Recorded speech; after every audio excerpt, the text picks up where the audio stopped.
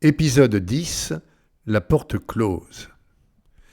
Sméagol, dit Galoum, dans son rôle nouveau de guide des hobbits, en faisait beaucoup trop. Il ne pouvait le suivre, mais il les attendait, et jusqu'à la sortie, les deux bondissaient.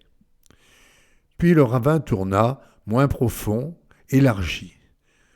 L'autre les obligea à trouver un abri, les orques menaçants étant très dangereux. Frodon dit à Gollum : « L'embasse est savoureux, tu devrais l'essayer. » Mais Sméagol craignait d'en mourir, quel qu'il soit, et n'était pas niais. Ses produits naturels étaient boueux, dégoûtants, parfois petits poissons, hélas peu abondants. Une paroi rocheuse, mais de petite taille, leur étant apparue de sûre et bonne vaille, Hobbit s'installèrent pour prendre bon repos, et Galoum barbotait et pataugeait dans l'eau. Frodon lui proposa l'embasse dans une feuille, qu'il détesta de suite et jeta comme en deuil. Peu après, Sméagol discrètement revint, visage et doigts ouverts, ayant calmé sa faim. Avec scarabée, vers et bien visqueuse chose, mais s'étant régalé d'une agréable pause. L'étape qui suivit surprit les compagnons, cours d'eau très peu pierreux et ravins moins profonds. À tomber de la nuit, de leur cache sortant, ils virent terre morte, néanmoins sombrement. Un ciel crépusculaire, 1 heure après minuit, un oiseau de terreur vers l'ouest où il s'enfuit. Alors la peur les prit au-dessus des nuages. Galoum s'épouvanta et Sam se mit en rage. Le lendemain, à l'aube, voyage terminé, ils purent découvrir toute l'immensité de grandes mornes plaines, un beau col dit hanté, et le Cirith Gorgor, où se dressaient dentés les 2 tours, toutefois par Sauron rénovées. Une porte de fer seule était réservée.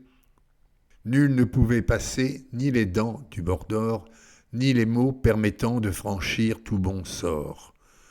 Quand le jour vint, trompettes résonnèrent, partout jusqu'aux tambours et aux corps en colère venus de Barad-dûr.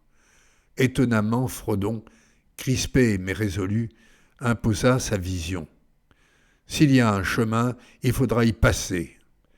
Et c'est bien Sméagol qui pourrait le trouver, grâce à son expérience qu'il avait traversée. La position du chef était bien avisée, mais Sméagol était un renard avéré, tout en aimant Brodon au plus haut des degrés.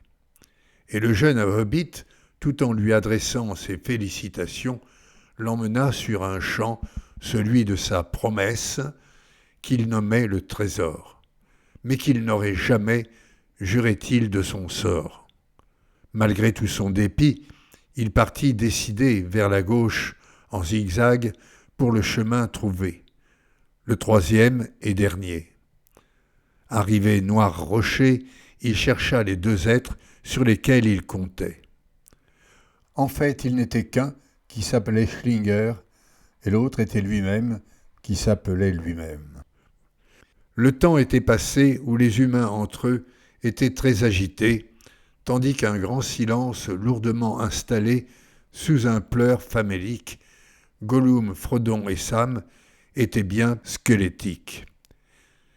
Bon, sage et gentil maître, fou de joie et tapant les genoux de Frodon, reposez maintenant vos corps et vos membres, reposez-les à fond.